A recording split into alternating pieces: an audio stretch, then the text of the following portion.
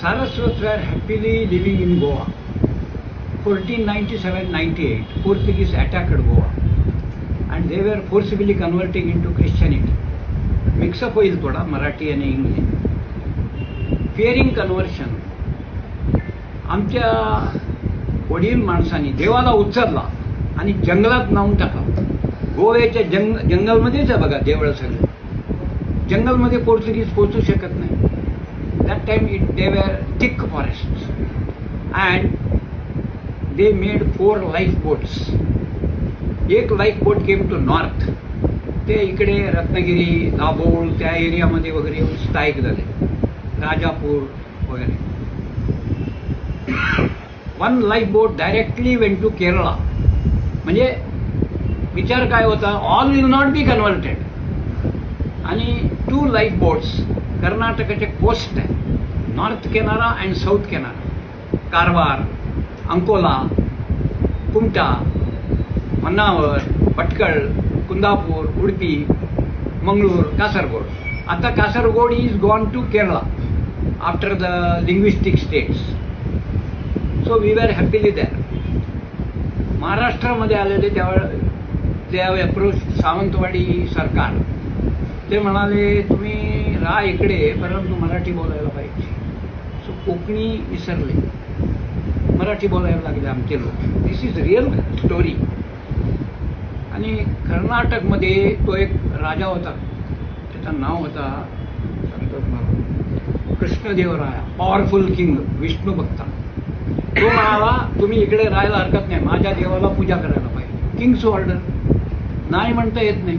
नाही आम्हाला एक एक गोत्राला एक एक देव आहे असं वगैरे सांगितलं. अरे माझा देव विष्णू आहे, तुम्हाला 2 वेळाला जेवायला मिळेल, त्याची पूजा करा असं बोलतो. सो म्हणून व्यंकटरमण तिरुपतीमध्ये आहे ना, साऊथ किनारा नॉर्थ किनारामध्ये सगळे आमचे जातवाद्यांचे एक देवळ आहे बघा. लक्ष्मी व्यंकटेश, वरदराज व्यंकटरमणा असं देवळ आहे. दिस इज द हिस्ट्री. केरळमध्ये गेलेले लोक, केरळमध्ये गेल्यानंतर तो वर्मा म्हणून राजा होता, तो त्याला दिलदार वगैरे. यस यस मी ऐकलं आहे, you are all very intelligent people, असं सगळं ऐकलं आहे. Good businessman also, you stay here. दुसऱ्या दिवशी म्हणाला you have to worship my god. त्याचा देव पण तोच आहे, तिरुपतीचा व्यंकटरमणा, पद्मनाभ, असं आमचे कल्चर. आणि नंतर काय झालं, वी वर ओरिजिनली वर्शिपिंग शैवा, ईश्वर असं होतं. आणि even today also it is same. Goa that is the oldest gurukul आमचं. त्या आमच्या पहिल्या पॉन्टिफनी कांची कामकोटी, तो स्वामीजी आहे ना शंकराचार्य, त्याला दीक्षा दिलेलं आहे. गोव्याला आमचं तो देवळ आहे ना, कुठलं गाव आहे तो, कवळेला तो मठ आहे. त्याच्या पहिला गुरुजींनी कांची कामकोटीच्या शंकराचार्याला दीक्षा दिल्या आहे. दिस इज हिस्ट्री साहेब. आहे माझ्याकडे सगळे बुक आहे, माझ्याकडे आहे की आमच्या ते UP पैकडे माझ्या बंधूकडे आहे, बघायला पाहिजे. कधी कधी आम्ही वाचतो आणि ठेवतो. काम सगळं ताप आला ना डोक्याला, हे सगळं वाचतो. अशी आमची स्टोरी आहे. त्याच्यानंतर 1495 or before that we came in contact with Madhvacharya. Then we have become Vaishnavite. Gokarna मठ आणि काशी मठ असं. We are followers of Vishnu. बाकी काही नाही. सारस्वतच आहे. आणि फॉर नॉलेज एक सांगतो, केरळामध्ये first language is Malayali, second language is Konkani. कोणालाही माहिती नाही. Big language. केरळामध्ये very powerful and money business, मोठे मोठे स्टीमर ओनर्स. त्याच्यानंतर आमच्या समाजाचे जास्त श्रीमंत लोक आहे गोव्याला आहे. डेम्पो, सालगावकर, टिंबुळवा कामत वगैरे. लाईक दिस आवर हिस्ट्री स्टार्टेड. आणि तिकडे काय होतं, त्या जागेवर गेलो ना, त्या लोकांची आम्ही मिक्सअप होतो. Otherwise how you will survive. तसं झालं सगळं.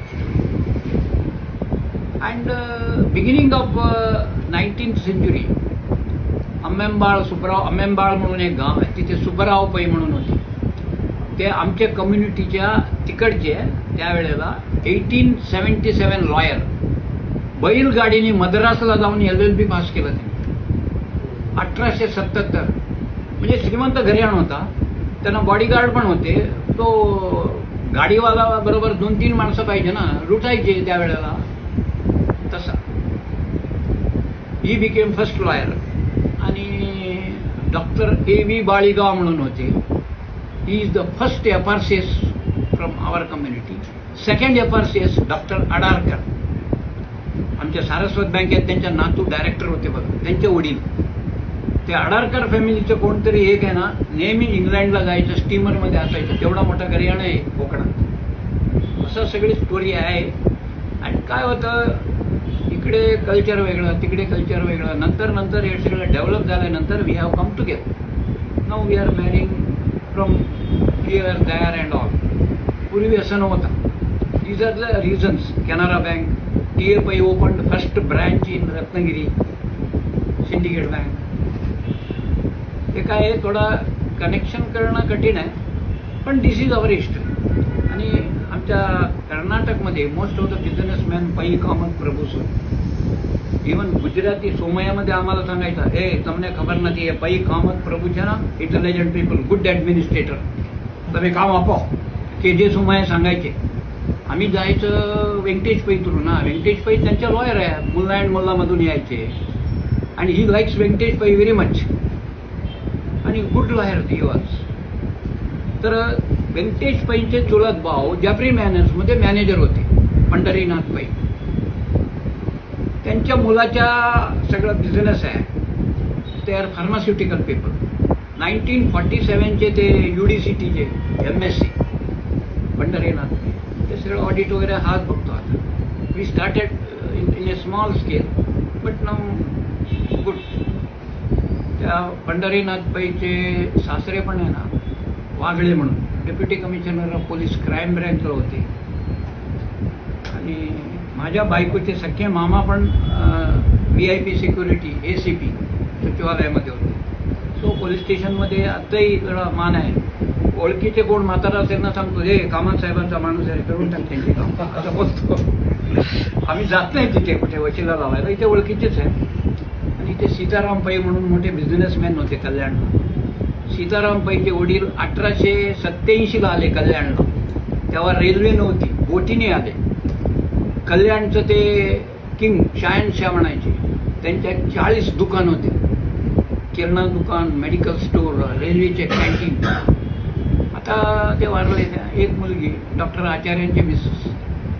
त्यांचा तो एक मुलगा आहे, तो ऑस्ट्रेलिया कुठे कुठे असतो.